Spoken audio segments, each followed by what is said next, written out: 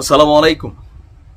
মাত্র কিছুক্ষণ আগেই আমাদের প্রধান উপদেষ্টা ডক্টর মোহাম্মদ ইউনূস তিনি যুক্তরাজ্যের উদ্দেশ্যে তিনি বের হয়েছেন 4 দিনের এই সরকারি সফর।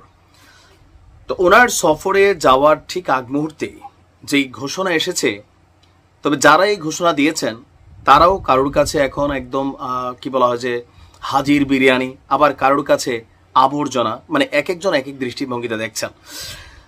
আপনার শেখ হাসিনার সময়ে আওয়ামী লীগ সরকারের সবচেয়ে বড় সমালোচক হিসাবে পার্টি ছোট কিন্তু নেতা বড়, এরকম কয়েকজন ক্যারেক্টার তৈরি হয়েছিল যাদের নামের আগে আবার বিভিন্ন উপসর্গ আছে, লাইক বিকাশ অথবা বিভিন্ন। তার মধ্যে একজন হচ্ছেন জনাব তারেক।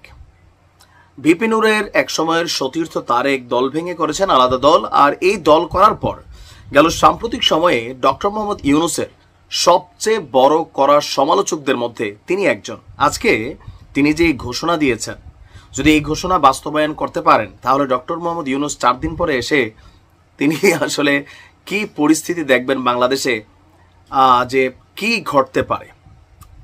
দর্শক, আমজনতা যে দলটি নতুন লঞ্চ করা হয়েছে সেই দলটির সদস্য সচিব মোহাম্মদ তারেক বলছেন, কোনো একটি নির্দিষ্ট দলকে ফেসিলিটেট করা ডক্টর ইউনূসের কাজ নয়। অনেক রাজনৈতিক দলের নেতাকর্মীরা গণ অভ্যুত্থানে অংশ নিয়ে জীবন দিয়েছেন, আহত হয়েছেন, তাদের সবার সরকার হওয়ার কথা ছিল ডক্টর ইউনূসের। কিন্তু ডক্টর ইউনূস একটি নির্দিষ্ট সমন্বয়কদের অভিভাবক হওয়ার চেষ্টা করেছেন। আমরা দেশের জন্য দীর্ঘ সময় ধরে অনেক কষ্ট করেছি, গুম হয়েছি, গ্রেপ্তার হয়েছি, নিপীড়নের শিকার হয়েছি, খারাপ দিন এখনো রয়েছে। আমরা অনেক সুন্দর সুন্দর অফার পেয়েও সেগুলো গ্রহণ করিনি, কোনো অন্যায় সুবিধা রাষ্ট্রের কাছ থেকে নেয়নি। আমরা চেয়েছি একটি শক্তিশালী সংসদ, গণতান্ত্রিক ব্যবস্থাপনা, জনগণ ভোট দিবে সেই ব্যবস্থাপনা। এটি লড়াই চলবে এবং ভোট ডিসেম্বরেই হবে। তারপর বলছেন যে তিনি আপনার সমন্বয়ক টোকাইদের আমরা রুখে দেব। শব্দটা দেখেন, সমন্বয়কদের বলা হতো জাতির হিরো, সেই জাতির হিরোকেই এখন টোকাই হিসেবে আখ্যায়িত করে তিনি বলছেন যে সমন্বয়ক টোকাইদের আমরা রুখে দেব। জেলায় জেলায় ডিসি অফিস থেকে এই সমন্বয়কদের টেনে হিচড়ে বের করার জন্য সবাই প্রস্তুত হন। শুধু তাই নয়, সচিবালয় থেকে এদেরকে টেনে হিচড়ে বের করতে হবে। যদি এই ঘোষণা বাস্তবায়ন কার্যক্রম শুরু হয় আগামীকালকে থেকে বা শুরু থেকেই, তাহলে পরিস্থিতি কোন দিকে যাবে?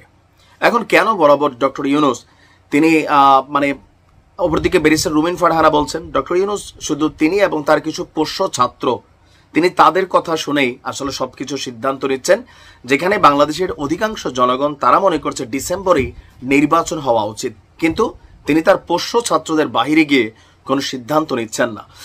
ডক্টর মোহাম্মদ ইউনূসের যে সার্বিক জনপ্রিয়তা ছিল 10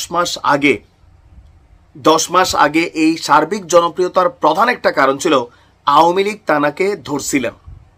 ইভেন আওয়ামী লীগ সরকার দেখেন যেই ইস্যুগুলো নিয়ে ডক্টর ইউনূসকে ধরছেন বা তৎকালীন সময় তাকে আইন আদালত মামলা বিভিন্ন জায়গায় দৌড়াদৌড়ি করাইছিলেন, সেই একই জিনিস আজকে সবাই খোঁটা দিচ্ছে যে ডক্টর মোহাম্মদ ইউনূস তিনি রাষ্ট্র ক্ষমতায় আসার পর এই কাজগুলো সবার আগে তিনি সাইরা নিয়েছেন। গ্রামীণের নামে তিনি কি বলা হয় যে একটা ভার্সিটির লাইসেন্স নিয়েছেন, ইভেন জনশক্তি রপ্তানি বা আদম ব্যবসায়ীর লাইসেন্স নিয়েছেন, বিভিন্ন 666 কোটি টাকা কর তিনি মাফ করে দিয়েছেন, নোবেল পুরস্কার পাইলে এটার কর দিতে হবে না, বিভিন্ন ধরনের অ্যাক্টিভিটিস করেছেন। ইভেন সমন্বয়কদের যে গ্রুপ বা দল এনসিপি, সেই এনসিপি খুল্লা প্রকাশ্যে অপ্রকাশ্যে তিনি কন্টিনিউ সমর্থন দিয়ে যাচ্ছেন।